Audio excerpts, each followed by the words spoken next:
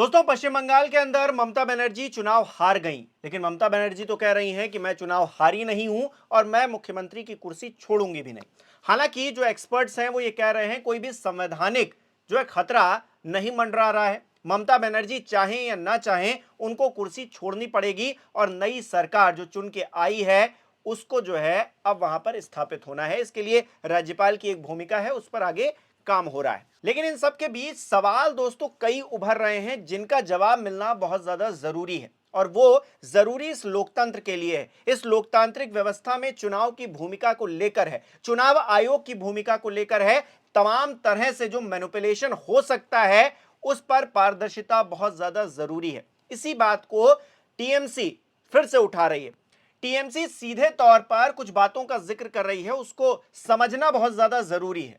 अभिषेक बनर्जी जो कि ममता बनर्जी के भतीजे हैं, वो सीधे तौर पर यही कह रहे हैं कि 100 विधानसभा सीटें हैं जिन पर हमको सीसीटीवी फुटेज चाहिए। आप हमको वो सीसीटीवी फुटेज दे दीजिए जहां पर वो धांधली का शक जो है जाहिर कर रहे हैं। अगर वहां से चीजें स्पष्ट हो जाती हैं तो आगे जो भी जनादेश है उसका हम सम्मान करते हुए उसे मान लेंगे। यह भी कहा जा रहा है कि ईवीएम्स पूरे दिन जो है पोलिंग बूथ पर इस्तेमाल होने के बावजूद काउंटिंग सेंटर पर 90% से ज्यादा बैटरी चार्ज के साथ पहुंचती हैं। जो कोई भी इन मशीनों के साथ काम करने के तरीके को समझता है वो जानता है कि इसका क्या मतलब है।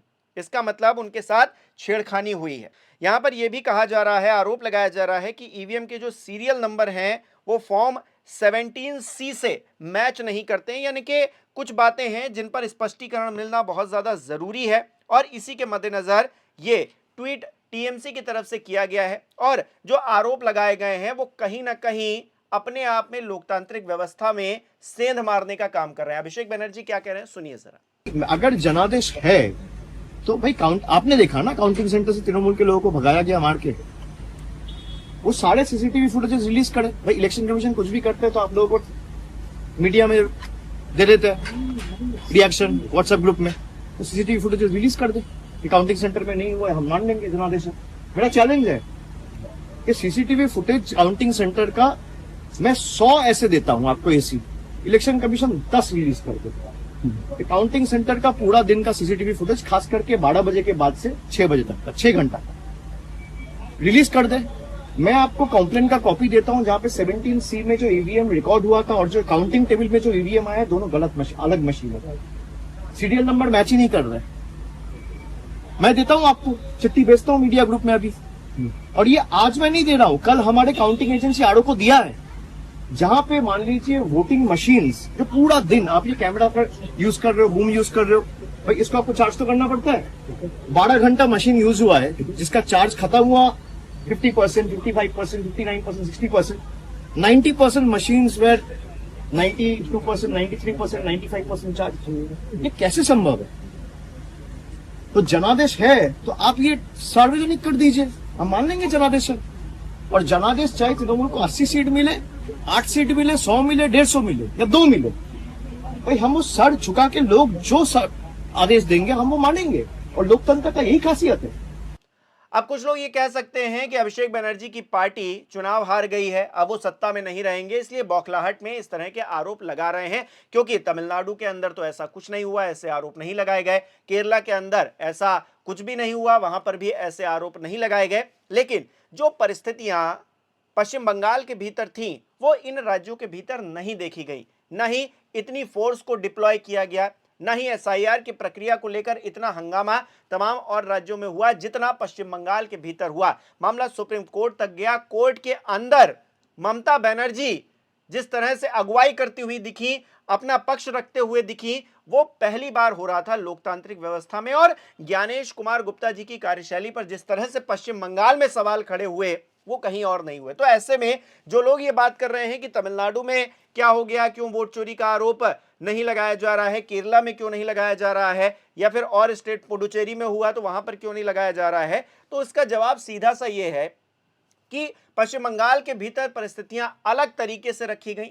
पश्चिम बंगाल के अंदर जितना एग्रेसिवली काम हुआ है उतना कहीं पर नहीं हुआ है। तो ऐसे में पश्चिम बंगाल की परिस्थितियां अलग थी, इसलिए पश्चिम बंगाल को लेकर सवाल ज्यादा खड़े हो रहे हैं। बात यहां ममता बनर्जी या फिर किसी और नेता की नहीं है। जब आप पश्चिम बंगाल का रिजल्ट देखेंगे दोस्तों, तो भारतीय जनता पार्टी 207 सीटें जीती है, तृणमूल कांग्रेस 80 सीटों पर सिमट गई, कांग्रेस को 2 सीटें मिली, एजेयूपी यानी कि हुमायूं कबीर की जो पार्टी है वो 2 सीटें जीतती है, सीपीआईएम जो कि एक वक्त जो है वहां पर सत्ता में काबिज थी उसको 1 सीट मिलती है, एआईएसएफ को भी 1 सीट मिलती है।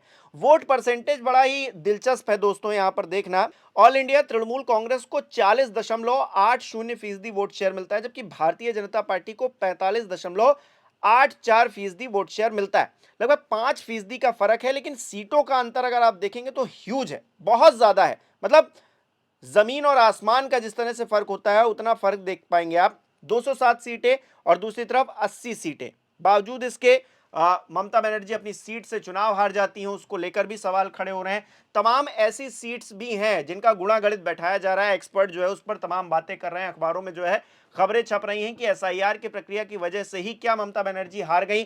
कई सीटें ऐसी हैं जहां पर जो जीत और हार का मार्जिन है उस विधानसभा में उससे ज्यादा कहीं वोट काट दिए गए। मान लीजिए कोई विजेता है किसी कॉन्स्टिट्यूएंसी में, उसको 1 लाख वोट मिलते हैं और जो उसका प्रतिद्वंदी है उसको 95,000 वोट मिलते हैं, यानी कि जो जीत और हार का मार्जिन है वो 5,000 होता है। लेकिन उस सीट पर अगर 6,000, 7,000, 8,000, 10,000 लोगों के नाम काट दिए जाएंगे तो फिर कहीं ना कहीं ये शक होगा कि ये कौन लोग थे जिनके नाम काट दिए गए, और क्या ये उस प्रतिद्वंदी के वोट तो नहीं थे जिस जो है चुनाव में हार चुका है 5,000 वोट से, क्योंकि 6,000 हो सकता है उसको मिले। हालांकि ये मतलब जब गुणा गणित किया जाता है तो इस तरह से बात की जाती है, इस तरह से तर्क दिए जाते हैं।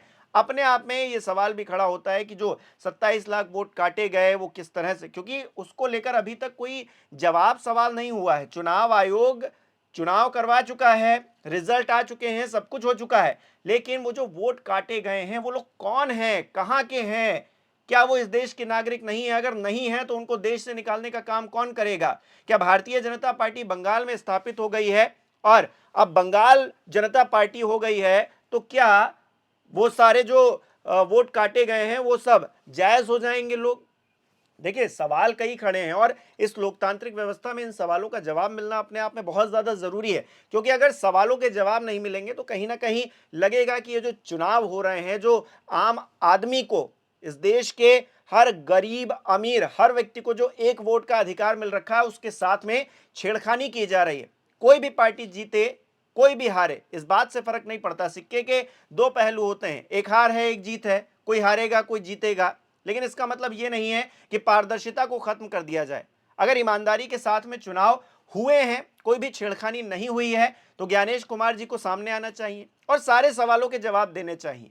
ये लोकतंत्र है और लोकतंत्र में सवालों से जो बचेगा उस पर शक होगा, उस पर संदेह होगा, और संदेह के घेरे में अगर चुनाव आयोग भी आकर खड़ा है तो चुनाव आयोग को भी यह साबित करना पड़ेगा कि उसने जो प्रक्रिया अपनाई है वो सीधी प्रक्रिया है, सरल प्रक्रिया है, सही प्रक्रिया है। और अगर उसमें कोई धांधली हुई है कहीं पर, जिस तरह से आरोप लगाए गए हैं अभिषेक बनर्जी की तरफ से या फिर तृणमूल कांग्रेस की तरफ से कि वोटिंग के लिए कोई दूसरी ईवीएम यूज की गई और जब काउंटिंग हो रही थी कोई दूसरी ईवीएम यूज की जा रही थी, क्या उसके साथ में कोई छेड़खानी की गई है? क्या आंकड़ों के साथ हेर फेर किया गया है? क्योंकि कहा जा रहा है कुछ राउंड तक जो है ममता बनर्जी आगे निकल रही थी, फिर 2-3 राउंड में ही वो पीछे कैसे हो गई, 15,000 वोटों से हार कैसे गई?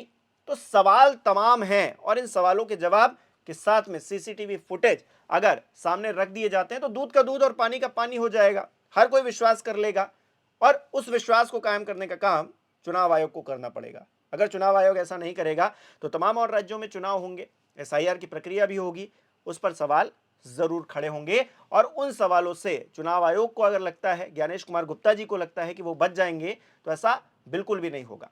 उत्तर प्रदेश के चुनाव आने वाले हैं, गुजरात, पंजाब, हर जगह चुनाव होंगे, वहां पर भी ये प्रक्रिया होगी, तो क्या बंगाल वाली ही प्रक्रिया इस्तेमाल की जाएगी?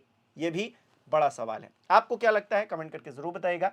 इस वीडियो को लाइक करना, शेयर करना मत भूलिएगा। हमारे चैनल को सब्सक्राइब नहीं किया तो वो भी जरूर कीजिएगा। आप हमें सहयोग भी कर सकते हैं ज्वाइन बटन पर क्लिक करके।